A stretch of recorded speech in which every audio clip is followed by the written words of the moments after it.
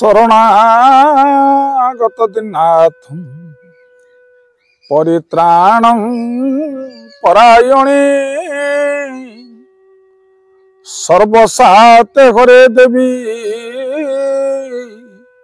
माँ शारदे देवी नमस्तुते। जय माँ शारदा।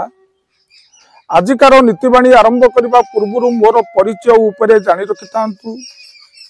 मुझे जड़े साधारण फिलोसोफर प्रवचक सुरेश महाली। केवल ये समाजर कल्याण आम ये नीतिवाणी को शेयर करुचु।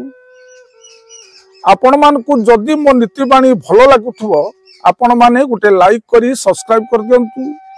अन्य मानकु शेयर कले ए समाजर मंगल हबो। आसंतु नीतिवाणी आरंभ करबा पूर्व सुंदर कथाटीए। आपण माने घर करिसंती सत, किंतु घरर रोसई घर सदा सर्वदा अग्नि कोण रे ये करिवे। अनेकों घरे बाप पुओ मध्यरे झगड़ा, माँ झियो मध्यरे ये झगड़ा, स्वामी स्त्री मध्यरे झगड़ा।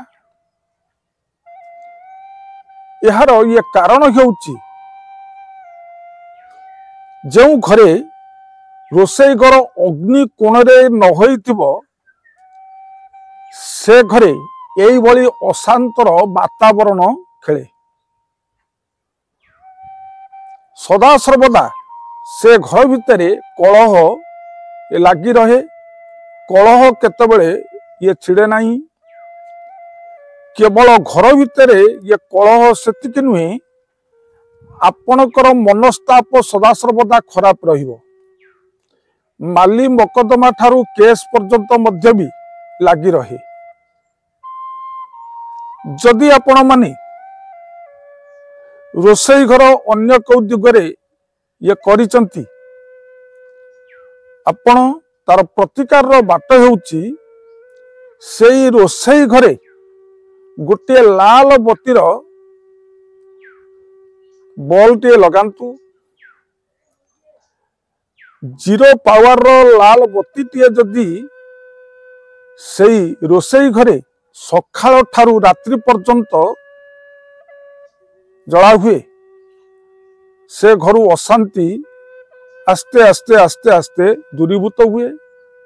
जदि लाल बत्ती न जाली पारिबे, गोटे तेल बत्ती टीए सकाळ ठारू रात्रि पर्यंत जदि से रोसई घरे जालिबे, आपणकर ये समस्या दूरीभूत हेबे।